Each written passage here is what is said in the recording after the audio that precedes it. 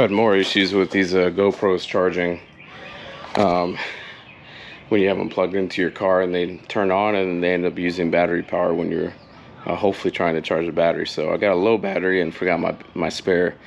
So I've just been pulling some weeds around, and I finally just got tired of looking the mess that was in here, so I cleaned this up. So that's kind of looking way better than it was. And so I've just been trying to pull some weeds around the site, just in case it's a shorter day than I'm anticipating out here. So I'm trying to just make the most of the time I got. And basically, I was a little bit concerned because we had a huge kind of windstorm pushing through central Texas last week, and I'm just glad everything is still standing around the site and nothing got destroyed. So I'm back to see how far I can get on the rest of this dig, and just take a look. A little bit of water in there.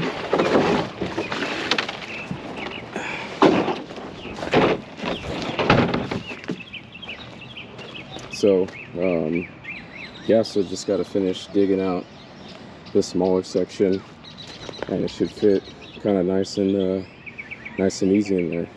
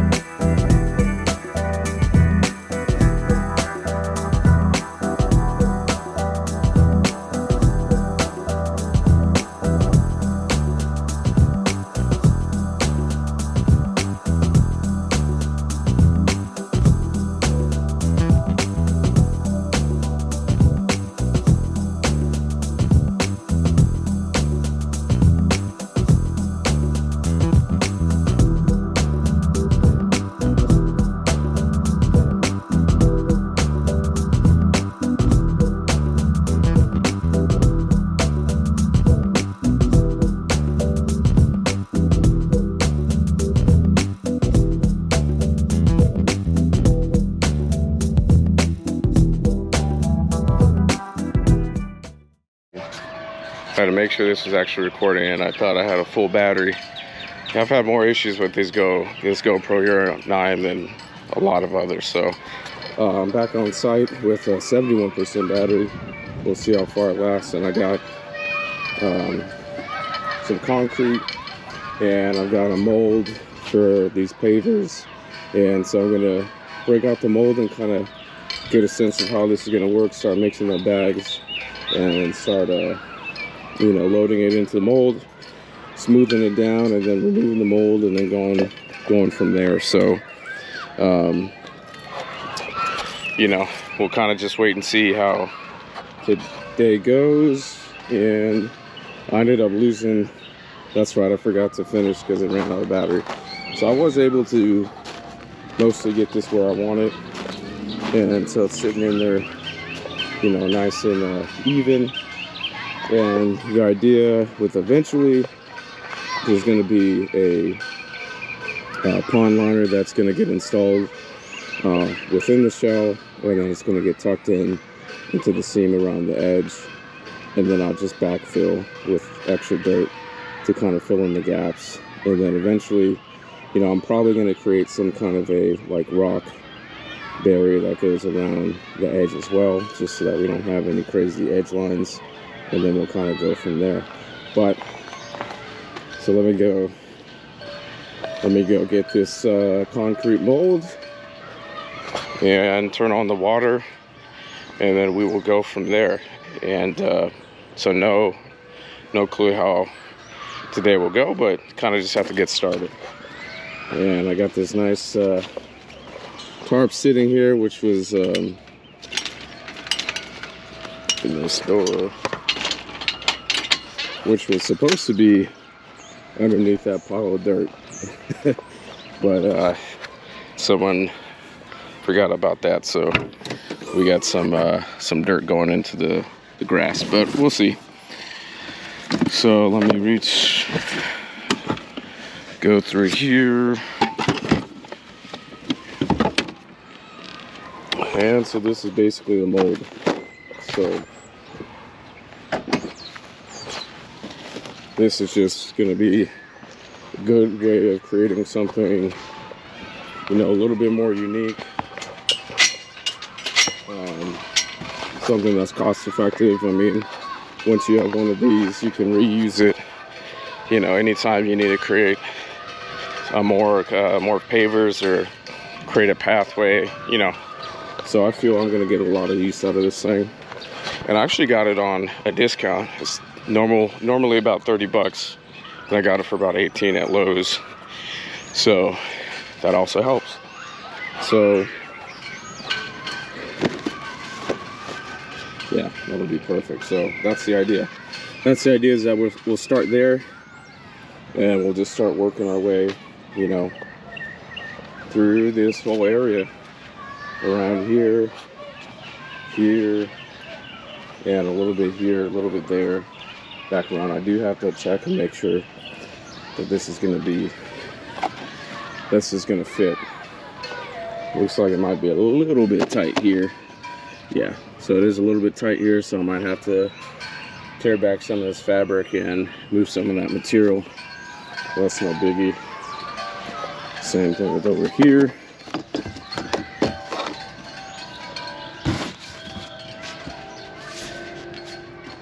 Yeah, it's gonna be a little bit tight there, but it'll work.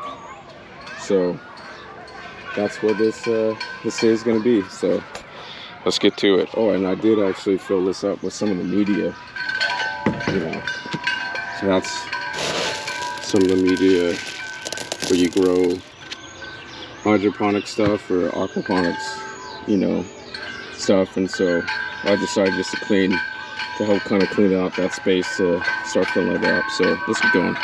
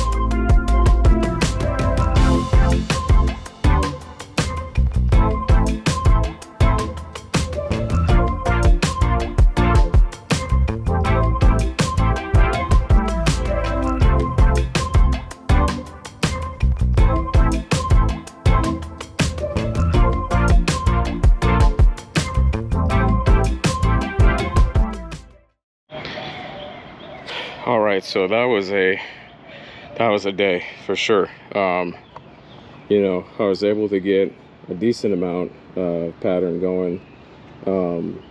I just poured that was about seven 80-pound bags of concrete, and so that's kind of how much I was able to do with that. So I will need probably, you know, double that to finish things out.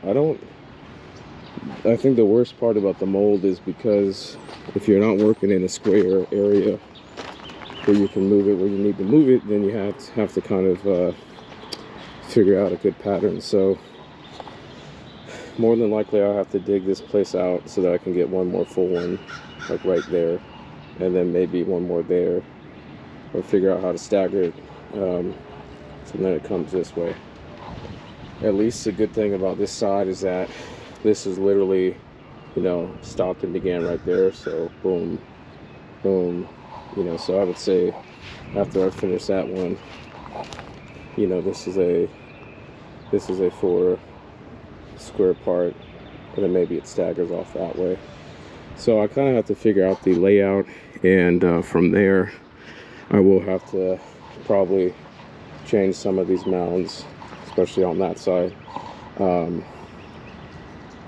because here's the deal, like with this I could leave it like this and then fill that in just with rock, but that might look kind of funny. I might just have to dig that mound out, at least the edge of it, so I can get one full row there going that way, and that might be what I have to do. So let's see, we got 1, 2, 3, well, half, well, so 1, 2, 3, 4, 5, 6, 7, 8, 9, 10, 11. So 7 80-pound bags of concrete for about, you know, 10 and a half squares, full squares. So I've just been kind of misting this off as it dries, and before I take off out of here. So should hopefully cure nice and easy. This was definitely the day to do it because I think rain is in the forecast. So I probably would not have been able to do this had I done it a day from now, which I wouldn't have been up here anyway. So, well, this is where the concrete pavers will leave off for today, and I'll let these cure and dry, and then hopefully I'll have time next week to finish that out, because I am leaving on Friday, March 17th, and gonna be heading back towards the West Coast for at least a couple weeks, maybe more, just kind of depends. So I'm really trying to push it and finish things off, or at least bring things to somewhat of a, you know, stopping point. So who knows what will happen with this. I mean, my plan really wasn't to get to the place where it's filled in, because there's a lot of things that have to get kind of worked out, but you know, there's a chance I might just leave it like that, without a pond liner in it, so no one gets the urge to fill it up without a few of those you know, precautions, like, you know, some way to keep the water moving, either with a solar fountain pump or something like that, just so it doesn't turn into a giant mosquito breeding pool. But so I've got a little bit of time left over, so I'm just gonna kind of tie things up on the other side and see what I can do that's not too labor intensive, because, you know, for the people who work concrete day in and day out, you know, 40 plus hours a week, y'all are the real ones, because that is something else. Of course, I do not recommend hand mixing, you know, 7 80-pound bags of concrete, so you lose a lot of energy out of that, but it was how I was able to do it, and maybe I'll get a concrete mixer down the line, at least a small one.